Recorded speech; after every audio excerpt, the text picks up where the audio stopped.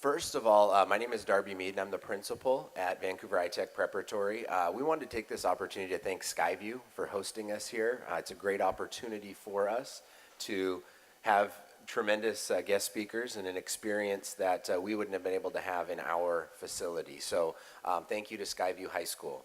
I'd also like to thank the Oregon Nikkei Legacy Center and the Oregon Jewish Museum and Center for Holocaust Education for having some guest speakers come and provide this opportunity for the iTech and Skyview students. So again, thank you very much for attending, and I'm going to turn it over to David Midkiff, and he will start our presentation for today.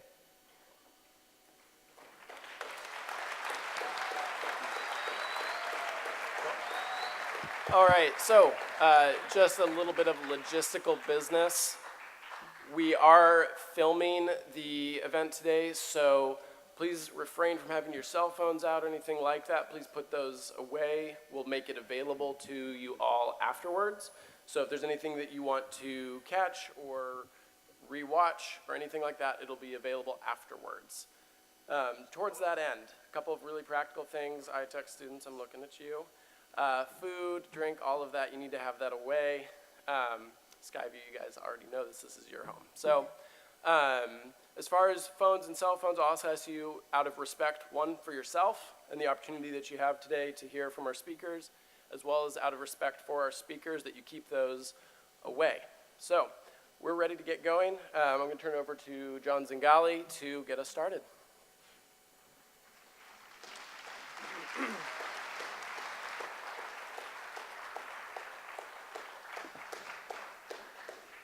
Thank you all for coming today.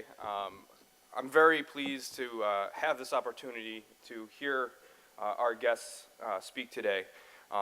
This is a topic that I'm very passionate about, and I attended an event last May with Mr. Lehman, and we saw something similar to this, and he and I immediately looked at each other and said, these are the stories that our students need to hear as well. And so as we've been working in the middle school, studying Executive Order 9066, along with the current travel executive order, and then with the middle schoolers studying the Jewish refugees of the SS St. Louis, and looking at the Syrian refugees, and bringing these historic events to our current time, and then knowing that the high school will be working around the science of hate and what drives that. This was a perfect opportunity to have these speakers and their voices heard, because sometimes these stories get lost in the past. The events that they're going to be discussing happened over 75 years ago. And so I hope you enjoy what they have to say and take it to heart and really start to see how the past can lead to understanding the footprints of the present and the future. Our panel today, closest to me is Jean Matsumoto. Next to her is Etsu Osaki. And then at the other table, we have Annika Bloomfield and Deb Maroka. Let's give them all a round of applause, please.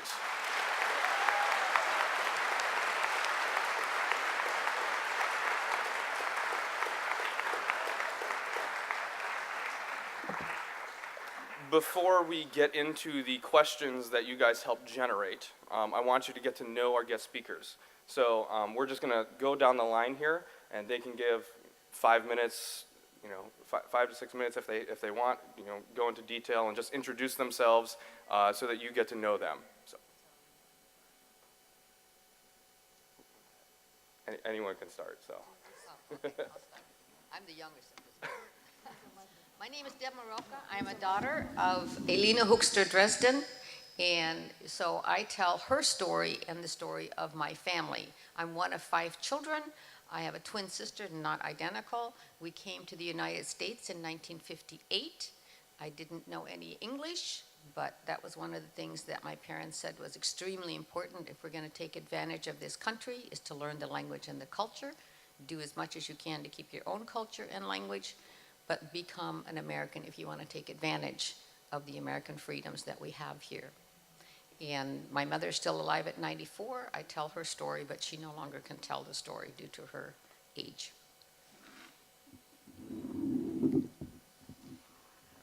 My name is Anneke Bloomfield.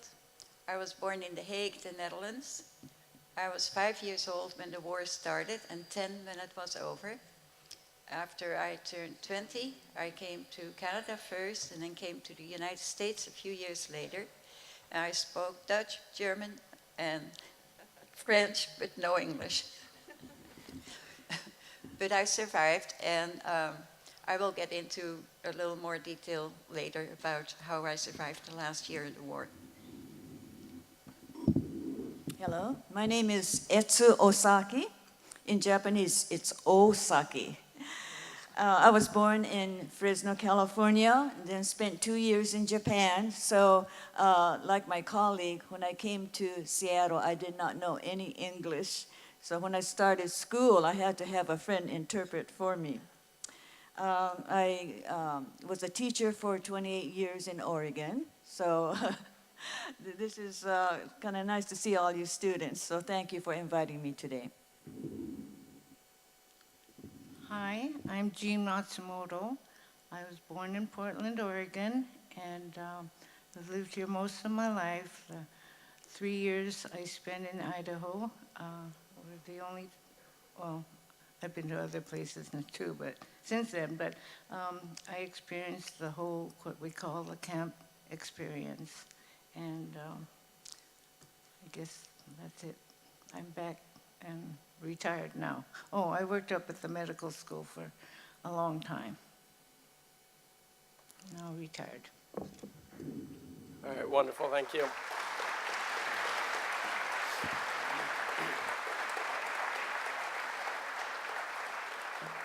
So, as we get started, I think a great jumping off point is to hear a little bit about your experience, whether it's over in Germany or here, and then from there, drill down to specifics. So, whoever would like to start, can you tell us a little bit about what your experience was like? I'm going to give the elders a chance to start. She's giving the elders a chance to start. I'm probably the oldest one here. Okay, well, after Pearl Harbor, the FBI came and arrested my dad. He was a Buddhist minister and considered dangerous. You know, and Buddhism is a very peaceful religion. So they took him away. My mom was left with 7 kids, the oldest 12 years old, and the youngest was only a few months. So here she was with 7 kids, and we were taken to the King County Fairgrounds in Puyallup for a few months. We lived in a one room with all these kids. And then after a few months, they moved us to Minidoka. It's a camp. It was a camp in southern Idaho. And there, we were there for 2 years. And they still would not, what they call parole my dad. So they said, okay, you can go to this family internment camp in Crystal City, Texas, and you can, you know, get together with your dad. So we went by train down to Crystal City, which is south of San Antonio and a few miles from the Mexican border. So we were there for 2 more years. And you know, when you're a kid, you have fun. You know, I had lots of friends. We had an American school and a Japanese school. In the Crystal City, we were there with Japanese from South America, Germans, and Italians from the East, mostly from the East Coast. So when we went to American school, it was mostly Japanese from the United States. The South American Japanese all went to all-day Japanese school because they did not, you know, speak English. There were a few Germans. They had their own school, so we just had a few Germans with us. And then the Italians were, you know, they were released when Italy surrendered, so we had no more Italians. But we had a regular, you know, American school. It was certified by the state of Texas. And so, you know, it really, for me, it wasn't bad. But I know that the parents, they all suffered. But at least we were together as a family with my dad. So they gave us 2 rooms. One we used for all the beds for all the kids, and then the other one we had a small kitchen, and they gave us plastic tokens so that we can go to the what they call the local market and get food. So then my mother could cook for us. Whereas in Idaho, we all went to a central mess hall where there was no facility for cooking in the barracks. So after the war, we came back, and we came back to Seattle, and I never talked about our experience, and none of my friends ever talked about it until when I was at the University of Washington. I wrote a term paper about my experience, and the professor, most people knew nothing about it. The professor was, he was really taken, and so he put my paper in the library. I guess it's still there. So thank you for inviting me today.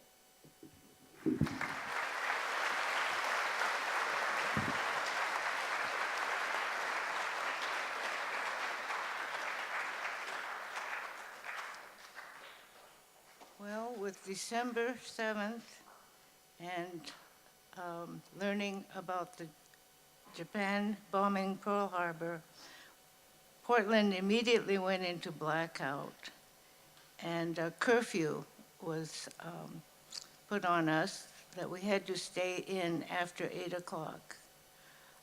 I think you've probably heard that Oregon now has a Minyasui Day, which is March 28th. Minyasui was an attorney, the first Japanese-American attorney in Oregon, and he said the curfew was unconstitutional because he was an American citizen. And so he defied the curfew, walked around the city of Portland, and would go up to the policemen and tell them that they should be arresting him. And they would say, "Oh, go home, young man," and send him home. So he finally went to the city jail and turned himself in, and was incarcerated for 9 months in solitary confinement. He recently was given the Congressional Medal of Freedom by President Obama. And so in 1942, February is when President Roosevelt signed Executive Order 9066. And in May, we were sent to, we had to report to the Assembly Center, and that was the Pacific Northwest Livestock Exposition Building, and I think it's called Portland Expo now. The cubicles were built right over a wooden floor, which was just actually where the animals had been, and so there was the smell everywhere. The cubicles were just square wooden walls under one big roof, and we had canvas for our doorways. And so you could hear everything at night, babies crying, people snoring, children fighting, and there were 3,500 of us. We ate in 2 shifts, and I always remember walking into the dining room, which was set with white plates and big white bowls of what we called mush, and I'm sure it might have been nutritional oatmeal, but that was something new to all of us. And we had school in the arena, and we played, and the arena was just this one great big hall, and so there was a class, and so all of the classes were in that arena from 1st grade to 8th grade. The Park Bureau sent basketballs and baseballs. And so, and often I remember playing jacks in the arena. Summer was very hot, and someone decided to water down the arena, which was cement on where the people sat, but the rest of it was wood, and the water seeped through down to the bottom, and that was when the flies were just all over. It was not a very good idea, but the wooden boards were not, the water seeped right through the boards. Then in September of 42, we were put on a train and we were sent to Minidoka. And we all have actually a yearbook called the Minidoka Interlude, and it has pictures of everyone that was in the camps, and we were issued numbers so that you put your number on everything, including yourself, so you knew which family you belonged to. And well, they tagged you when you first went in, but then you knew that your number was 15137, and that number was on everything you owned.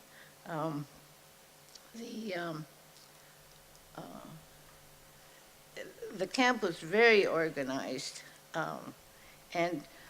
but the family unit fell apart because usually the mothers worked in the mess halls, and so they had to be there before breakfast, lunch, and dinner. And so the children, we all sat together with our friends.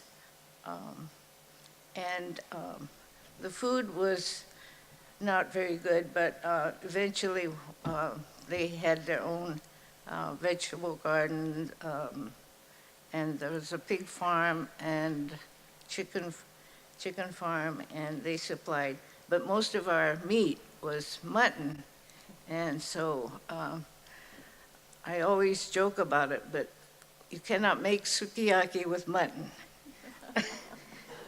And when we went to Minidoka, they put us on a train, and I'm sure the older people assumed we were going towards Boise, Idaho, because the train ran along the Columbia River, except we weren't allowed to see it because the shades were drawn. So Minidoka turned out to be dusty and muddy after the snows and cold, and there was no insulation on the barracks. But I think we children felt safe as long as our parents were with us, my grandparents were there, and I had cousins. And so as children, you always make your experiences a fun experience. But it was very, very hard on my grandparents and my parents. I think that's all I have to say.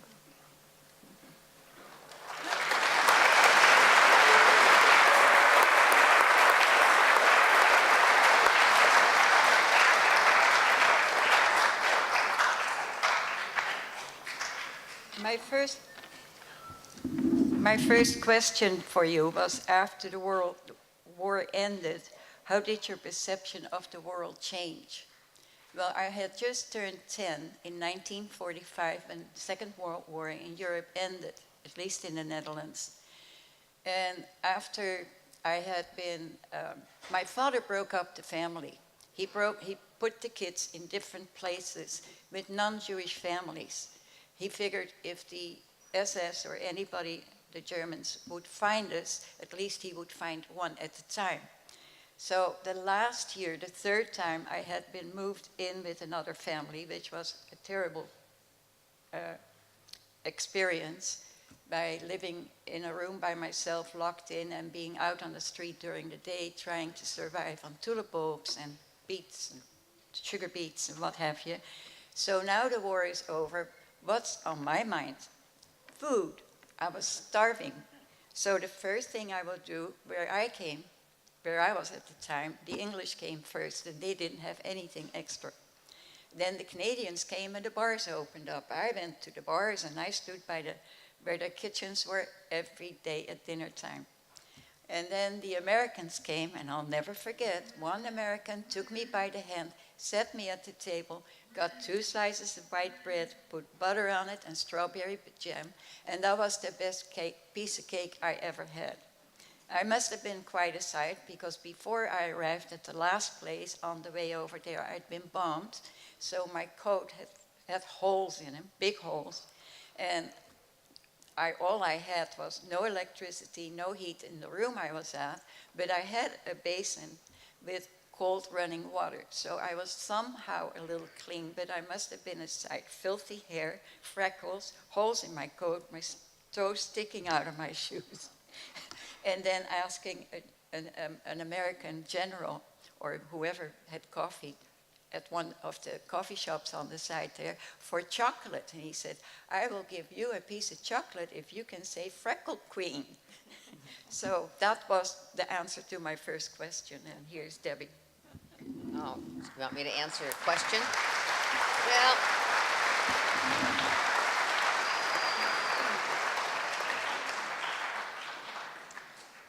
I'm just going to say a little bit about my mom and what her experience was. The war broke out in Holland, that's just the country where I'm from, May 9th of 1940. And nobody expected Holland to be in the war. It was a neutral country during World War I. They were totally unprepared. The war lasted only 3 days. They gave up. And the Queen left. We have a royalty system. And the Germans rolled in. My mother being Jewish according to the Nazis, I don't know if you know what constitutes a Jew according to the Nazis, but according to Hitler, if you had 4 Jewish grandparents, you were full Jewish. If you had 3 Jewish grandparents, you were full Jewish. 2, you were half, and of course a quarter if you had only 1. However, that's just according to the Nazis. And how did they know that? They didn't know that, but they used fear tactics extremely well. The psychologies the Nazis used was so dangerous, and nobody knew just how dangerous it was. The propaganda was incredible. They used it again within their own country of Germany, which was a literal country, which makes it even more scarier that even happened in a country where everybody was at least educated to the 6th grade and spoke at least 1 or 2 languages, and that they were able to manipulate a whole country into hating all these different minorities, specifically the Jews, other minorities as well, Jehovah's Witnesses, handicapped, homosexuals, you name it, other minorities. But to create hatred through propaganda for no good reason other than their selfish reasons to get rid of people. And so I'm always part of why I do what I do, not because history is history, and some of you won't care about that, but what can we learn from it so it doesn't happen again? And one of the things is for you to be as educated as you can be, to be as healthy as you can be, to be as emotionally strong so that you can make good decisions and you don't fall for propaganda and hate type of information that you get and don't belong to groups that you shouldn't belong to. My mother had a horrible time. My father was in camps. My mother was in camps. My brother was in hiding. And I don't know if I have more time.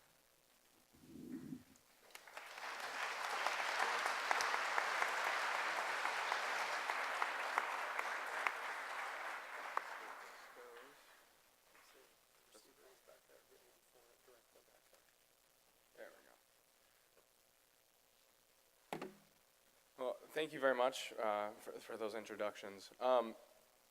One of the questions that got the most response from our students is, what did it feel like when you were finally free from the camps and everything?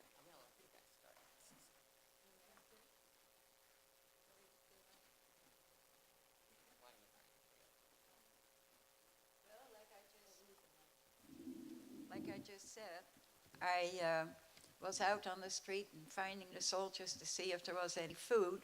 Then finally, after a month or 2, I was told to be at a certain place. There would be a truck to take me home. And I went on that truck. I made it home. Well, I was dropped off at the main post office, and I was sprayed with DDT and told I would never have lice again. And then, well, do you know where you live? Oh, up that way. Do you know if your house has been bombed? I don't know. Do you know if your parents are still there? I don't know. And finally, after certain questions, I'm 10 years old and I have my little 5-year-old brother who was by the truck, by the way. My dad had gotten them out to the same city. We finally got home and I was told that if my parents weren't there or if the house had been bombed, to come back there and they would take care of me. Well, I did get home and I did find my parents, and it was quite enjoyable. Okay. My parents, or my mother and her family, just her mother, father, and mother and father, and she were still in the camp. One of my uncles was in hiding, her sister was in hiding, and one brother was in the United States. My father was freed in Germany from labor camps. But even though the Canadians freed the camp April 12th of 1945, they could not leave because the war was not over, and the Canadians didn't want anybody leaving the camp until the country was actually liberated. So they couldn't leave even though they were so-called free. They had nothing, but the conditions changed within the camp. There weren't as many people left in the camp. Food became a little better because the food had been horrible. And they didn't have any decent clothes. She hadn't had a shower or a bath for 3 years. Everybody had lice. Everybody stunk. It was a terrible, terrible time. But the fact that the fear left, for 3 years she was in total fear every single day. But when the Canadians liberated the camp, the fear left. When Japan surrendered, many of the internees in Crystal City wouldn't believe it. Just, oh no, Japan never surrenders. But when they repatriated to Japan, they noticed all these, they realized Japan had lost. You know, they see all these GIs. When I returned to Seattle after the war, it felt really strange because when I was in Crystal City, it was all Japanese. And so, you know, we would speak in English and Japanese. But when I was in high school, I think about a sophomore. And they're all mostly white kids at our high school. And I'd have to be real careful how I spoke because not to throw in Japanese words in my English.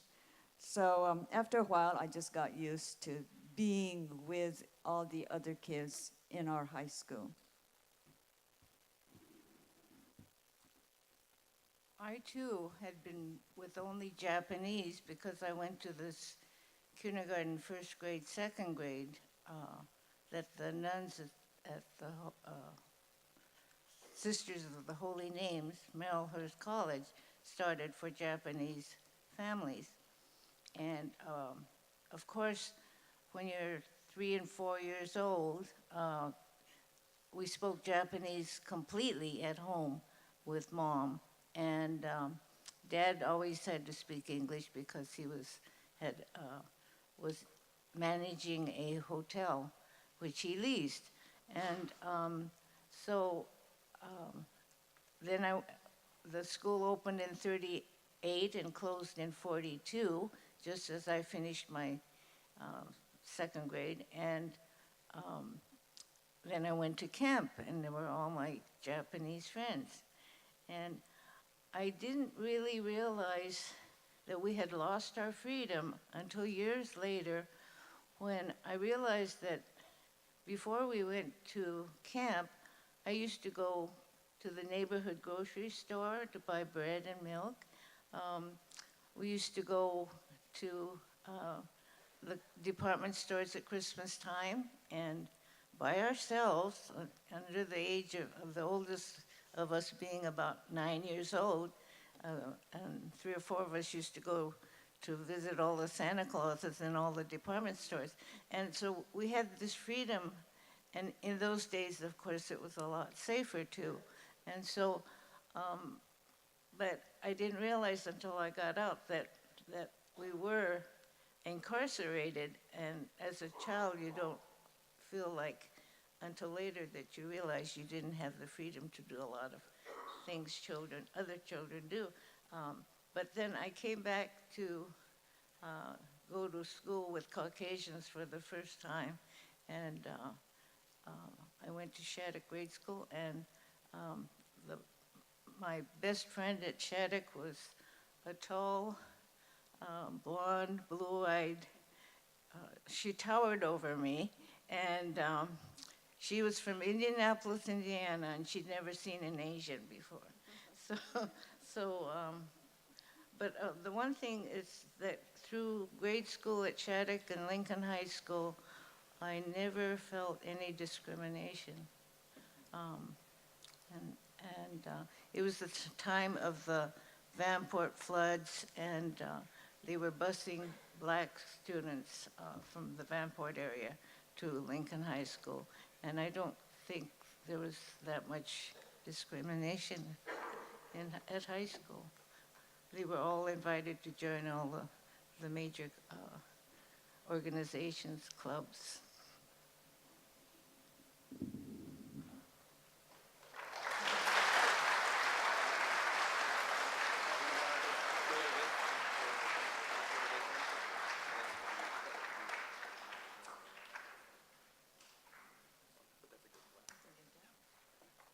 How do you want to advance it? All right. So we'll get the question up there in a moment, but we wanted to kind of ask you to draw some comparisons. What are some parallels that you see between your experiences and what's going on in the world today? So feel free to jump in, anyone who'd like to start. There is really not that much of a difference.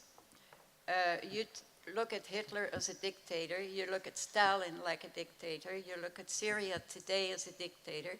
I'll show you this picture. Just because of dictators like Hitler, my mother had to give up 4 children she didn't see for several years. It was a heartbreak for them. So we were afraid to, even after the war, that Stalin would come back into the Netherlands as he was planning on. And it was really just a very, very hard time. And it lasted, just because the war is over doesn't mean it's over. It takes a long time before everything goes back to normal. There's a lot of parallels because of the fact that the Nazis used the fear tactic so incredibly well. And we see a lot of fear tactics happening in this country. One of the things that Hitler did when they invaded a country is to make everybody go register at their courthouse. They had to register their name, where they lived, what education, what they took a picture, they took fingerprints. That way they knew immediately where everybody lived, what their nationality was, where they worked. They knew everything about them, so that if and when they decided that they wanted to do something with a group of people, and for instance, the Jews, they knew exactly where they lived, they knew exactly how to pick them up. They used the tactic with an ID card so that you could get your rations, because the first thing they did when they took over the Netherlands is they said, oh, you know, our soldiers are going to need food. Our soldiers are going to need blankets and towels, and we're going to take over some of your, nothing's really going to happen, but we're going to have to take over some of your factories. And on it went, till they basically raped the whole country of all the things that it had. And the people had only their ration cards for food and textiles. Then it came to the point that eventually, like because of my mother being Jewish, that they knew exactly where everybody lived and what they were. Then you knew that if there's in May 1st of 1942, all the Jews had to start wearing the star. You had to buy that with your textile points. So you had to self-identify yourself. In the beginning, you only had to pin it on. Soon came another law that you had to actually wear it It had to be sewed on something. My grandmother made little vests for everybody in the family so that anytime they went outside, they would wear that vest with the yellow star on it. And if you were caught without the yellow star, and they assumed because you had dark hair and you had a little olive skin and maybe dark eyes, the Nazis were trained to pick you up because you looked like a Jew according to them. Even if you didn't have the star, you were not going home. But the identification and the propaganda they used, that's what's scary. That's what's scary today. People are making claims that are not true, but how many people usually check it out? No, it's something they heard, so they believe it. Be careful of what you hear and how you take it in. Check it out. Check it out.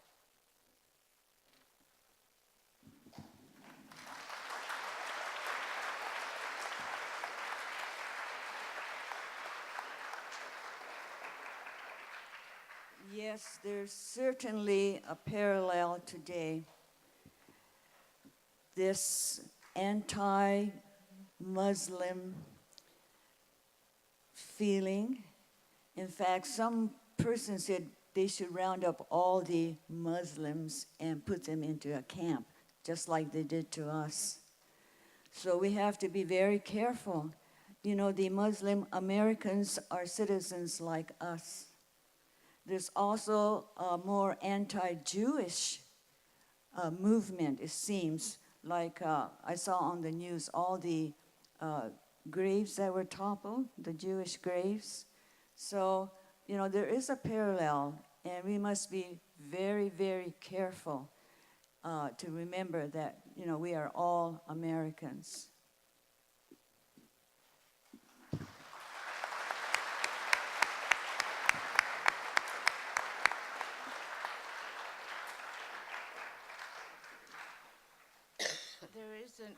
There is an exhibit going on now at the Oregon Nikkei Legacy Center, which is our little museum on 2nd Avenue in Davis in downtown Portland, and which was Japantown at one time. And I went through the exhibit and I just could not believe, I was so glad I was really a child when World War II broke out, because there's so much of the exhibit are examples of the discrimination. I actually saw licenses to kill Japs that were out there, and I thought, I'm so glad I didn't know there was so much discrimination. And with this, the sentiment against the Jewish right now and the Muslims, there certainly is a parallel. And that's it.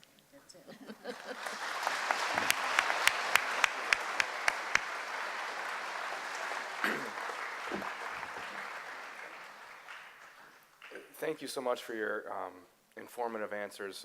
Due to time, we're going to skip over a couple other questions. This is going to be the last one that was a student-generated one last week or so at our school.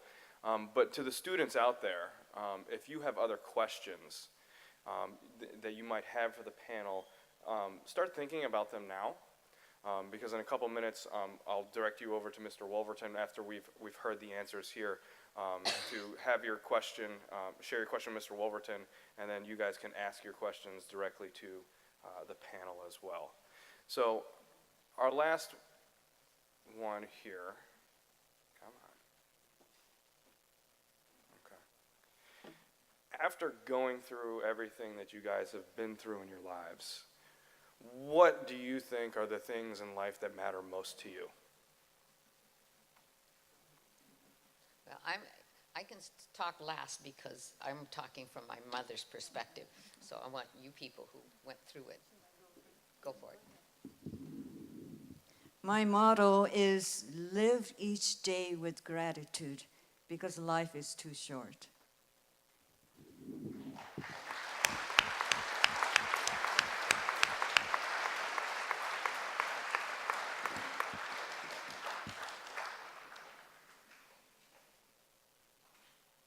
I think family and friends are very important, and so cherish each other.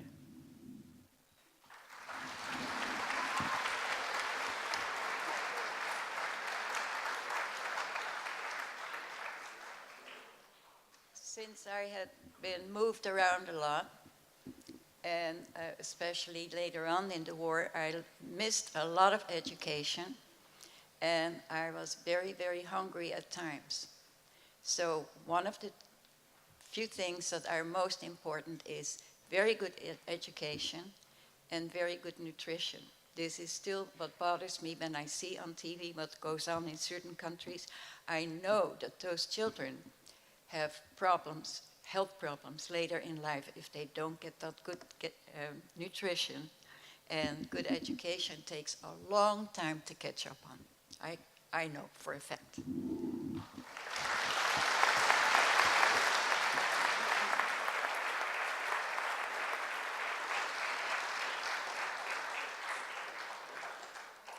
I agree with Annika, so does my mother. It's from my mother's perspective. But education is key in many ways to survival. So is being healthy emotionally and physically. Because if trauma comes to you, like all of us will have traumas in our life, and we will be victims of something. But what's the difference between a victim and a survivor? It is being able to overcome, and the more educated, the healthier physically and emotionally you are, the more likely you're able to overcome it. And it's attitude that changes you from a victim to a survivor. And my mother, being a survivor, totally believes in that if you have a good attitude, that you will be a survivor. And so to her, family is utmost, and education for her children, because she was deprived of education, that those are extremely important things, plus nutrition, as Annika says, because we can't be healthy, strong human beings if we don't have the education and the nutrition and the physical strength.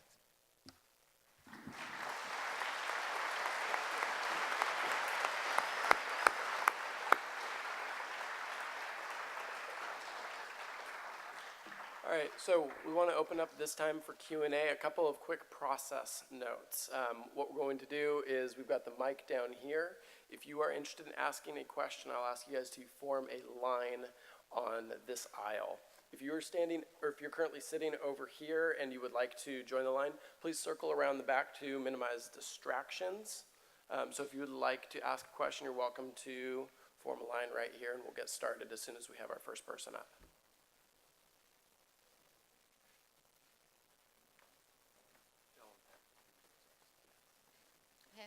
Please don't forget to introduce yourselves. My name is Miley, and I actually have two questions. And first, I want to say I really appreciate you guys doing this because you moved me to tears with your stories. But my first question is, as a society, what can we do to prevent something like the Holocaust or the internment camps from happening again in our modern society? And the second question I have is, for someone who's undergoing prejudice and facing discrimination, what advice would you have for them? Go ahead.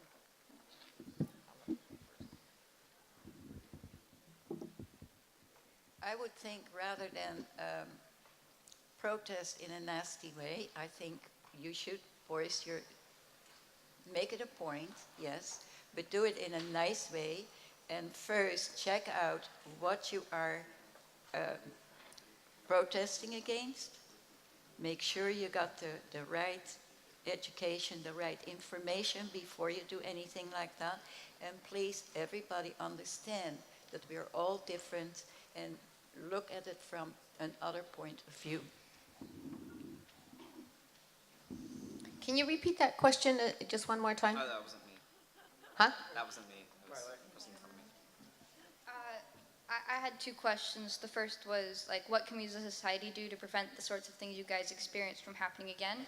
And the second one was, for someone who's experienced prejudice or discrimination, what advice would you have for them?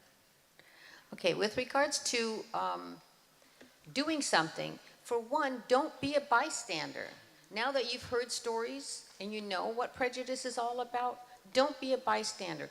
If you see something that's unjust, but you feel uncomfortable about doing something yourself, bring it to the attention of someone who can do something about it. Don't be scared to do something. And stand up, stand up. That's the first thing that each and every one of us needs to do, is to not be a bystander. And check out your facts, but be honest about whatever you see and what you do. Okay, I'm gonna.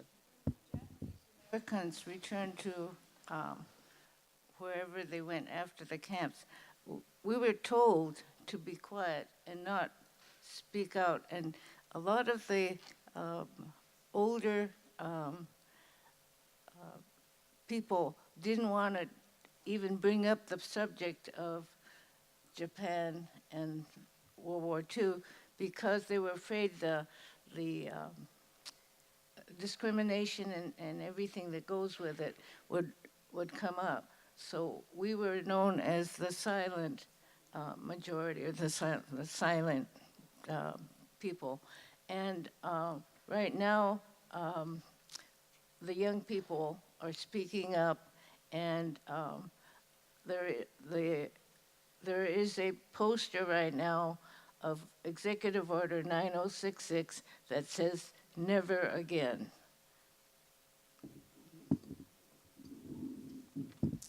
I think that each of you should be good citizens, and when you get to the voting age, vote for the right people that have your beliefs, and if necessary, contact your representatives, congressmen, to let them know what you really believe.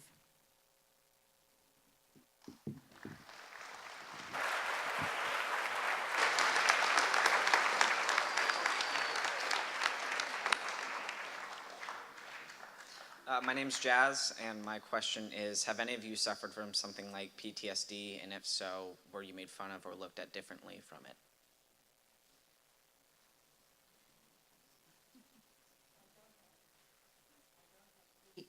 Is it working? Yeah.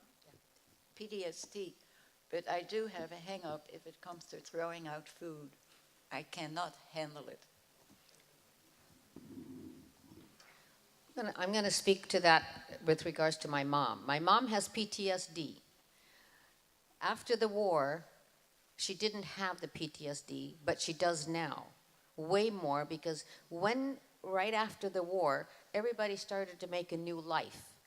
And they were very busy. Then my twin sister and I came along. They got my brother back out of hiding. Lots and lots of traumas, lots and lots of hard work just to survive from day to day, living in a house where all the windows were blown out because of bombs. It was a terrible, terrible time, and it was just a day-to-day life. Now my mother is 94. She's blind in one eye, has diabetes, has some other health issues, is not strong. Now when she has the nightmares, it's because she sees sick people, just like she was when she was in the camp. There was so much malnutrition. Now she fears that they're going to get her because she can't work hard, she can't run fast. So she has the nightmares now. To this day, also, she has post-traumatic stress from seeing a loose Doberman Pinscher or a loose German Shepherd, because those were with the Gestapos and the Dutch policemen anytime they did anything, and they were trained to go to your throat, which she has seen them do. So there are numerous things that give her post-traumatic stress. The boots that the Nazis wore, which were black boots with cleats on them, they made a certain noise when they walked. That particular noise is so horrible for her, she literally gets ill. So post-traumatic stress is definitely there. But at the same time, part of that is she's 94. She lives out in the country by herself. Can't lock her doors. Don't lock me in. Don't lock me in. So there is definite post-traumatic stress. Well, as far as I'm concerned, I have no problem, but I can remember my mother having gone through those stressful years. She hallucinated one night, and I heard her yell about how much she missed her father who died at an early age. So I guess it did really affect her.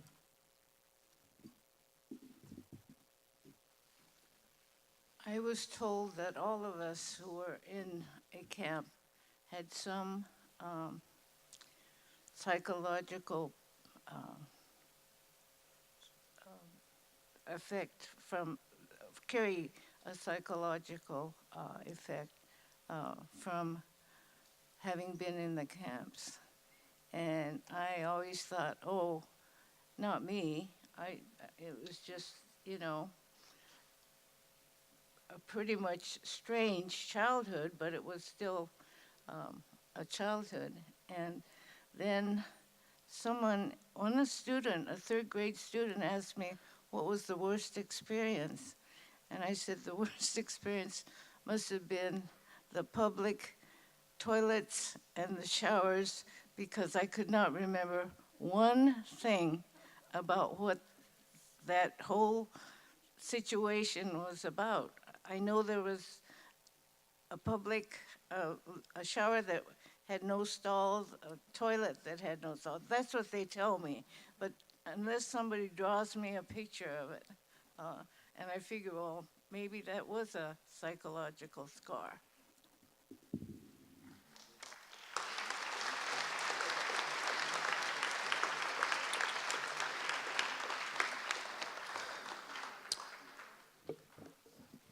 My name is Max, and my question was, if you wanted to be something before your experience, how did it change after? Can you repeat that just one more time? If, say, you wanted to have a job, how did that change after your experience? With regards to a job, Yes, if you had something you wanted to do when you grew up, how did that change after your experience? I'm going to answer it real quick. With regards to my mother, due to the fact that she was went to college after they started the war, and the war came in 1940. She graduated in June. She was able to start college. She was going to med school, and soon the laws came. There was 142 laws against the Jews that came into place in Holland. One of them was that the Jews could no longer go to school, period, unless it was a Jewish school. So she had to quit college. My father, due to the fact that he was half Jewish, he could no longer go to a 4-year college, but he could go to a 2-year college. My mother was never able to then finish her college education until she became a licensed surveyor at the age of 65, determined to get back to school and get something, then became a water rights certification person at the age of 67, retired at 72, very determined, and that's important to her, education. And she eventually, of course, got that education and worked for the Corps of Engineers.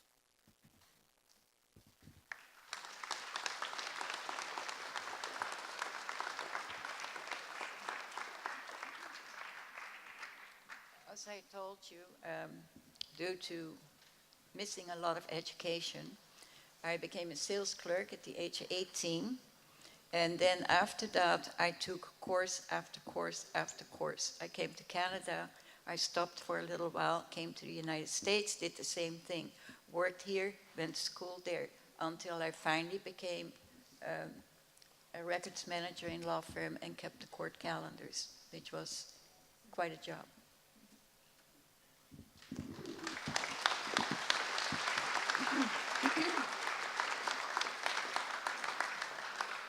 I'm not sure how I should answer that question, but I just want to tell you about an incident that happened when I was in high school. When I was in Crystal City, I had straight A's on my report cards, but for some reason, they put minus on some of the A's. So when I was in high school in Seattle, they changed all the A minuses to B's, okay? So I didn't realize that. And so when I found out, I went to my advisor and I said, I don't think that's fair. So she went to the principal and talked him into changing half of those B's into A's. So anyway, that was, I think, kind of a discrimination because the state of Texas had accredited our school in Crystal City. So, they shouldn't have changed all those grades. I became a teacher because I had a professor at the university who wanted all of us to be teachers. At first, I was planning to be a costume designer because I like art and sewing. But she talked us all into becoming teachers, and I'm glad I did. We have a lot of teachers in our family. My 2 granddaughters are both teachers now. Thank you.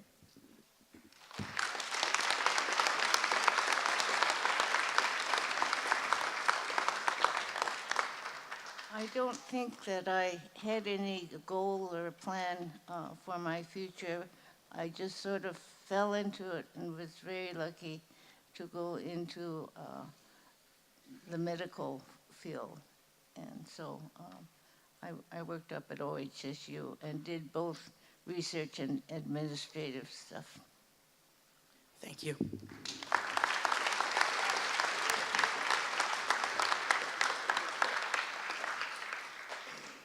My name is Laurel, and I was wondering if when you were in the camps, if they gave you enough food for your family or individually?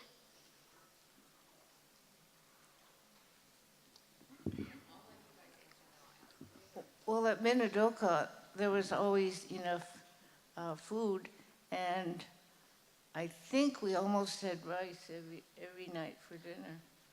So it wasn't the lack of food, it was just that the food they fed us was unfamiliar to us. And each block had a cook and people that worked in the mess hall. Yes, we had plenty to eat, but it wasn't the type of food that I liked. Mutton stew, to this day, I cannot eat lamb. But when we were in Crystal City, we cooked ourselves, so it was much better. Well, as you can see by this picture, I was well fed until the age of 5. Then, when Hitler came in, we were all put on food coupons and got less. By the way, at that time, we couldn't get cakes and a lot of meat, and you go get a little bit of cheese maybe, but whatever. Then 2 years into the war, it became worse, and it became worse, and it became worse. So we even ate our little rabbit for ourselves to keep alive. And like I said, the last year I lived in that room by myself, and I was out on the street, and I had a little bit of watery soup at a soup kitchen in the morning, and then I would go out in the field and see what I could scrape up to stay alive. My mother was in 2 camps. The very first camp was a camp for what they called the intellectuals. The Nazis loved lists, and they had lists particularly for the baptized Jews, the intellectual Jews, the diamond Jews. I mean, all of these, they had numerous lists, and if you were on a list, nothing would happen until further notice, until the list would plutz or explode. The first camp my mother was in eventually was all a camp. It was an old castle, dilapidated, where all the intellectuals ended up going.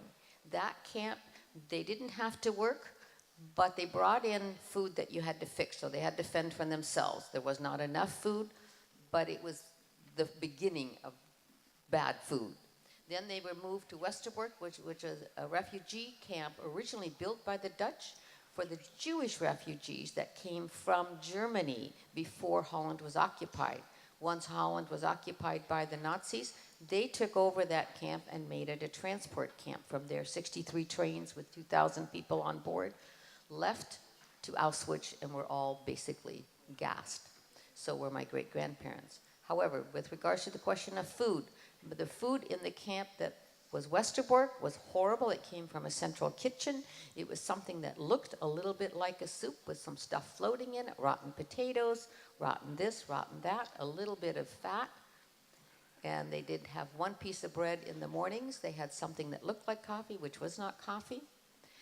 My mother said she didn't really lose much weight. My mother is now 80-some pounds. My grandfather made this belt when they were liberated. She is now 83 pounds. She cannot wear this belt. So you know that she was very, very skinny, and due to the fact they had not enough food for 3 years. Thank you.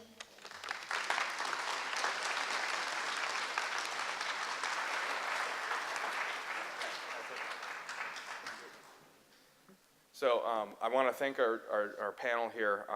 Due to time, we're going to have one more student question from iTech. However, later on, our guests are going to stay a little bit longer so that Skyview students can ask them some questions. So this is going to be our last iTech student question. So this is directed more towards the Holocaust survivors. We've heard information of prior to the war, after the war, and the food situation in between, but I would just like to know a little bit more information on the living situation or the fear tactics that were constantly involved in between. You want to start? No? Fear tactics. They were incredibly good. I get the question when I talk at schools, why did the Jews not stand up?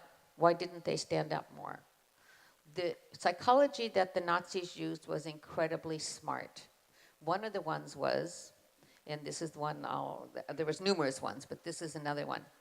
Actually, I'm going to tell you two. One of them was that they used the suitcase. When you were picked up or told that you were going to have to report to a truck or to a train or wherever it was that you were going to have to report to, they had you pack a suitcase. Now, when you pack a suitcase, does that scare you as much as if I told you you just had to come to the truck? No. Not only that, what would an adult put in a suitcase? Anybody? Valuables, right on. So what did the Nazis do when you got to a camp? They took it. What a very quick way to get things. People weren't aware. Not only that, if you get to take a suitcase, you're not nearly as scared. The other thing they did in the camp that my mother was in, again, very smart. Nobody knew at that camp that Mom was in that these trains, even though on the train the sign says Westerbork, Auschwitz, Auschwitz, Westerbork. So it was a back and forth train that carried people to Auschwitz in cattle cars. But nobody knew what was going on in Auschwitz. There was no information that the people in the camp got. But you got on cattle cars. And what they did, again, because it was a transport camp, they said, okay, the night before a train would leave, those that were going on that train got the list. And then you had to pack what you might have left in a suitcase. Again, less stressful if you get to pack a suitcase. You don't really know where you're going, but you get to take something with you, so it doesn't feel as bad. Not only that, men and women were kept separate in the camps.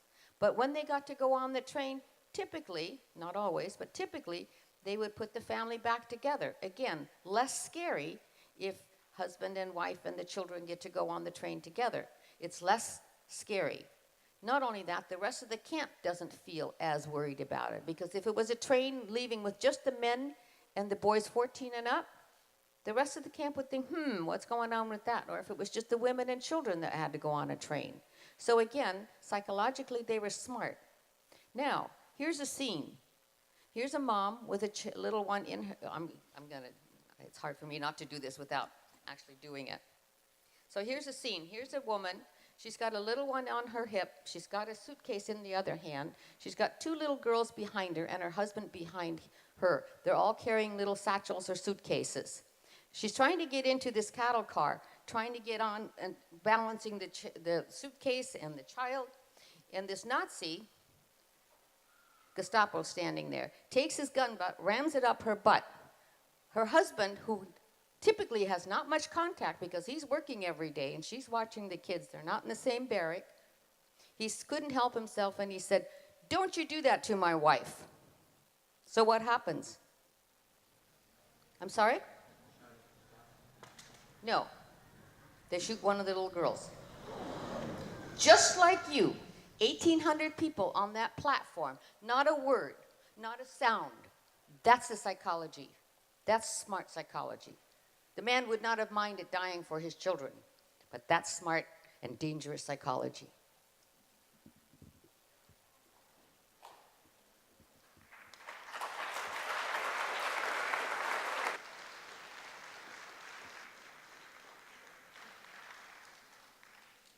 Hitler needed slave labor.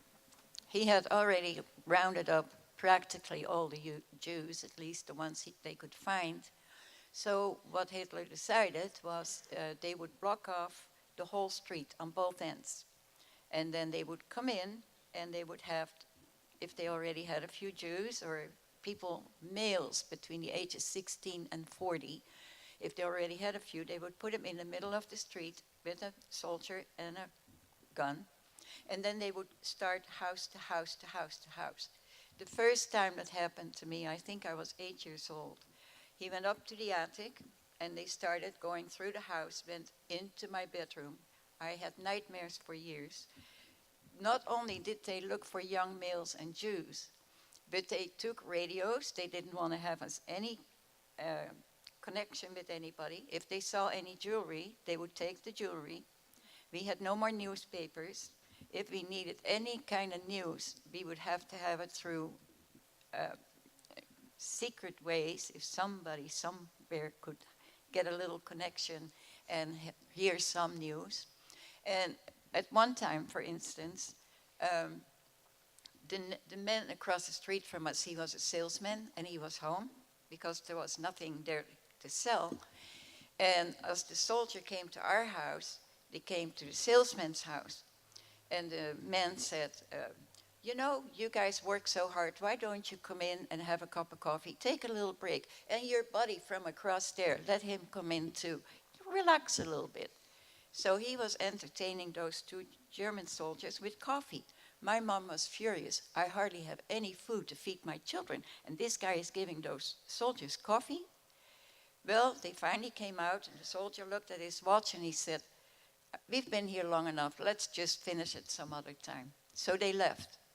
Then he came over, the neighbor, Mrs. Siebel. Yeah, my mom said. She was furious with him. I want you to know something.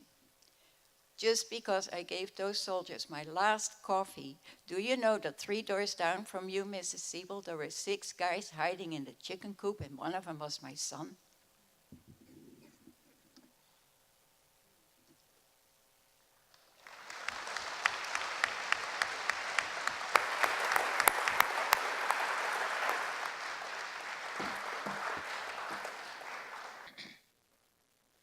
Hi, my name is Nicholas, and so during World War II, how did you process and or cope what was happening to you and or what had happened to you?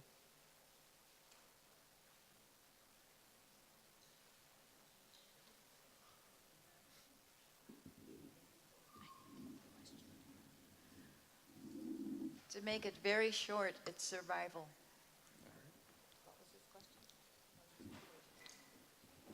Yeah, and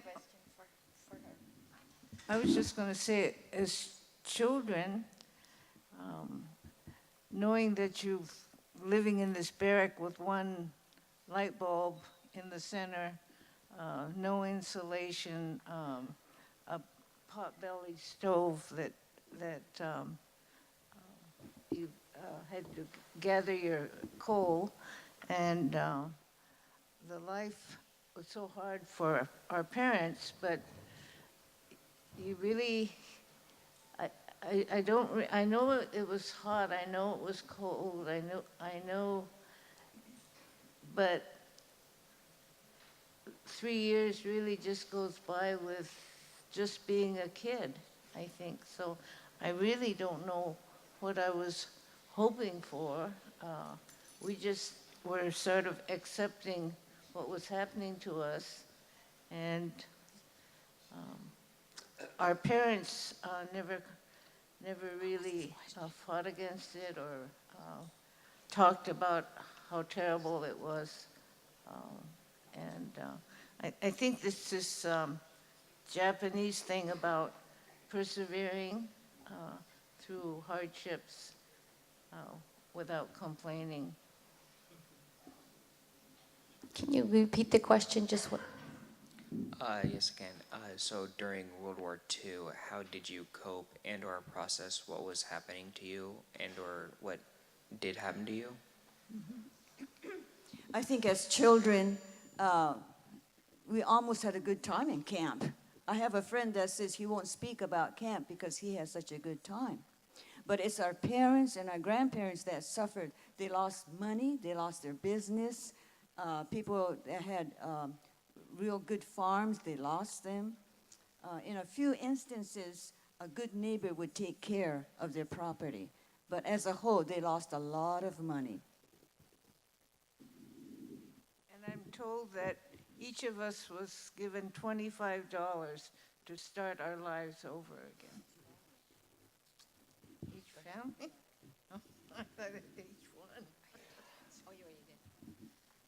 Okay, so it's back to how did you get through for survival?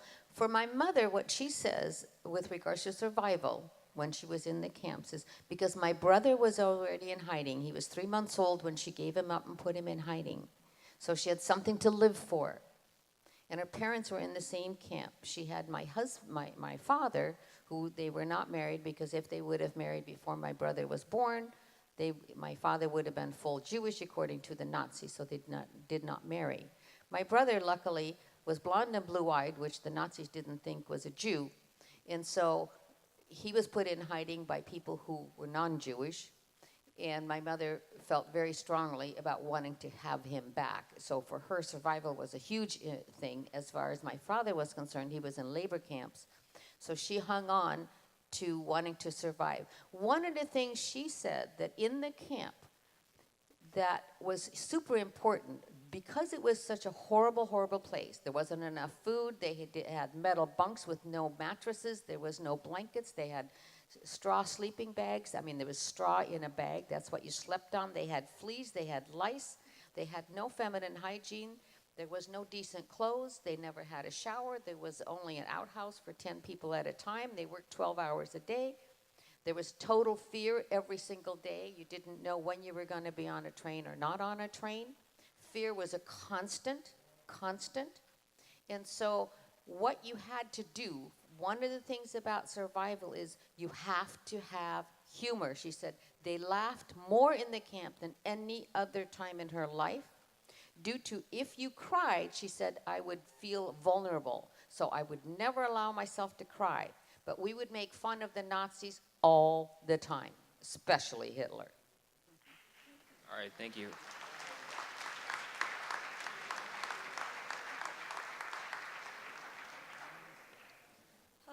Hello, my name is Molly Kreider, and my question is, I know you guys were young, but what was your worst experience that you guys can remember?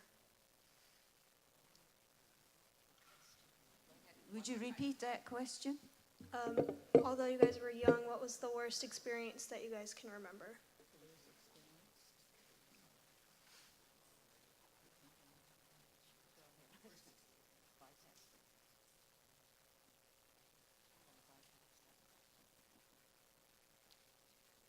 Well, the one I just mentioned, that the soldier came in the house, but there were many others.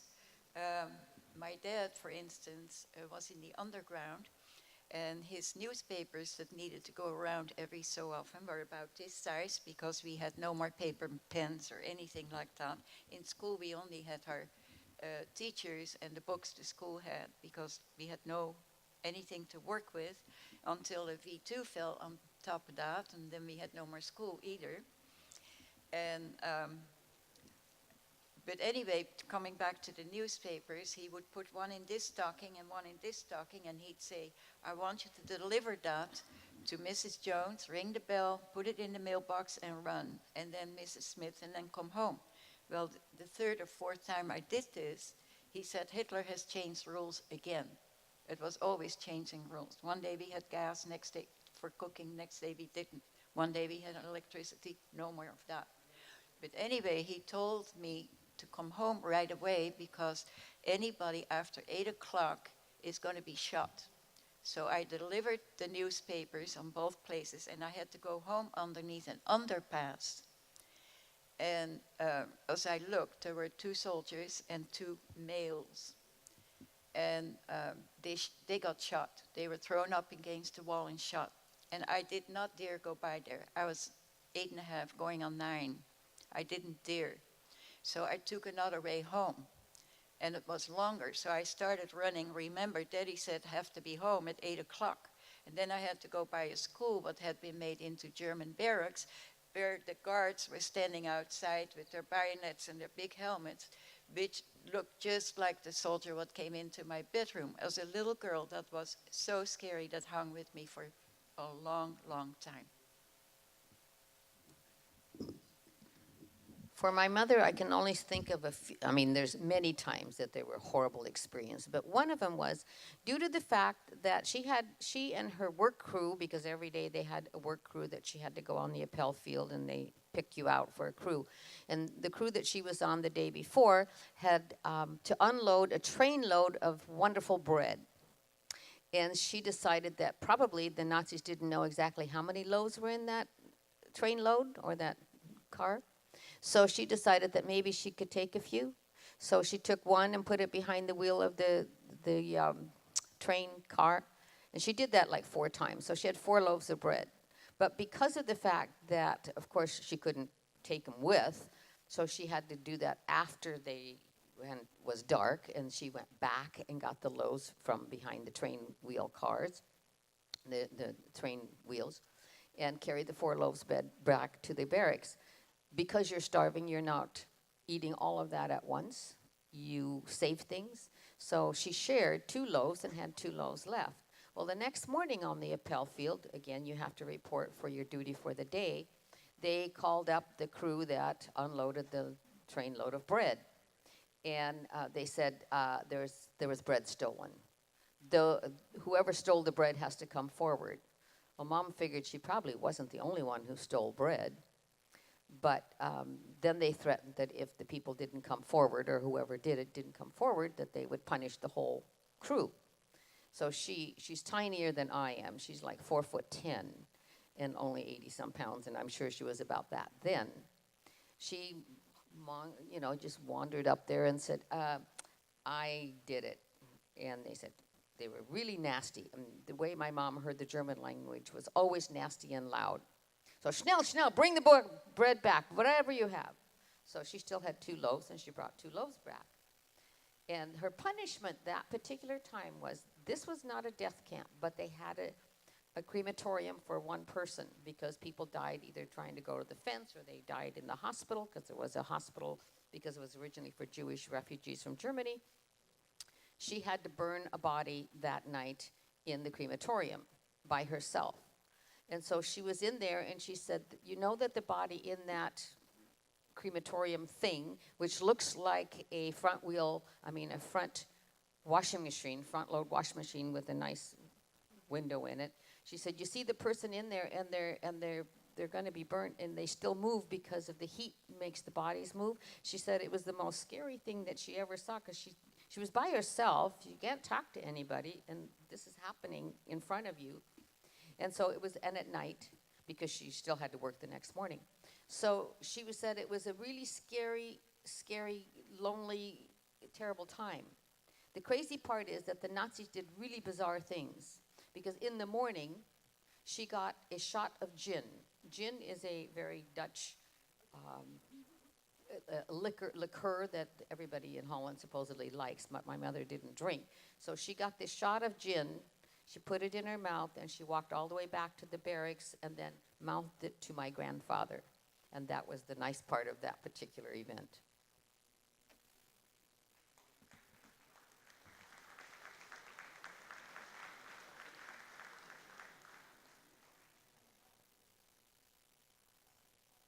Is that working? Actually, my worst experience sounds so shallow compared to yours. I can remember the terrible dust storms in Minidoka, and I don't know if you've ever been in a dust storm. It just gets into your eyes, your face, you can't breathe, and we had to walk to our school in that type of weather, so that's really not much.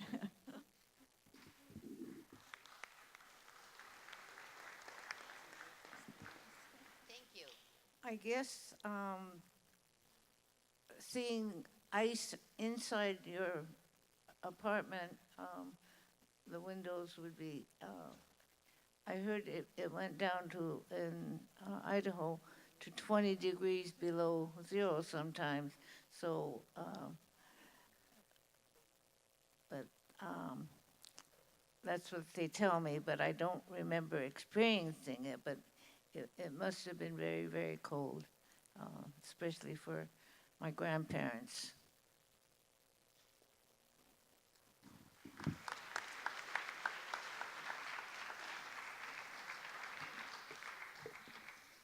Hi, I'm Cassandra, and my question is, going off of what she said, what is a positive thing that happened, a good thing that happened when you were in these camps or going through it? Positive part of it? Yeah, a positive part or a okay. good thing that happened. I still have friends that I made in camp that we stay close to and actually have lunch together with about once every 4 or 5 months. And it's just knowing that we all shared that experience, I think, that sort of bonds us. I think one of the positive things was that at Christmas time, they gathered all the kids in the mess hall, and we each received a gift. Can you imagine? A gift, and it was from one of the American friends. And so I wrote her a thank you letter, and we corresponded for a while. So to this day, I donate to the friends.